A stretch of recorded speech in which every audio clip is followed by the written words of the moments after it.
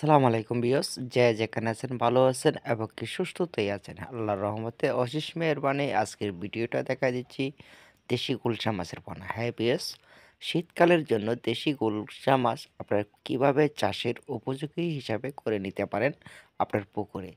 পুকুরে দেখা গেছে ঘনত্ব জঙ্গল অতএব আগাগাছা থাকিলে সেই পুকুরে মাছগুলো খুবই কম বাড়িবে। রৌদ্র আলো বাতাস থাকিলে তাহলে সেই পুকুরে মাছগুলো খুবই ভালো হবে। এই গুলশা মাছগুলো দেখা গেছে সরাসরি আপনার পুকুরে নিয়ে কালচারে সেট করিতে পারেন। তার জন্য রয়েছে পুকুরে পানি থাকতে হবে পাতলা, অতএব পানি থাকতে হবে সবুজ। এতে মাধ্যমে দেখা গেছে পানিতে কোনো রকম জীবাণু না থাকলে মাছগুলো সুস্থভাবে শ্বাস করতে পারেন, অতএব শীতে কোনো রকম সমস্যা হবে না। দেখা গেছে ঘন কুয়াশা বেশি রকম পড়িলে তাহলে পুকুরে যদি বেশি পরিমাণ শ্যাওলার ভাব থাকে তাহলে মাছগুলো দেখা গেছে আপনার এক ধরনের ভাইরাস কিংবা ওষুধে আক্রান্ত হয়ে থাকে।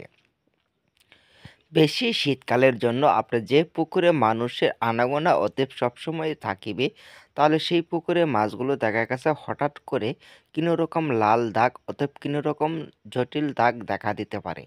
তার জন্য রয়েছে পুকুরের নিরাপত্তা, অতএব পুকুরে কোনো কিছু যাতে না নামে, অতএব পুকুরগুলোর পানিটা খুবই কম লড়লে মাছগুলো সুস্থভাবে অতএব এক জায়গায় বিরাজ করে।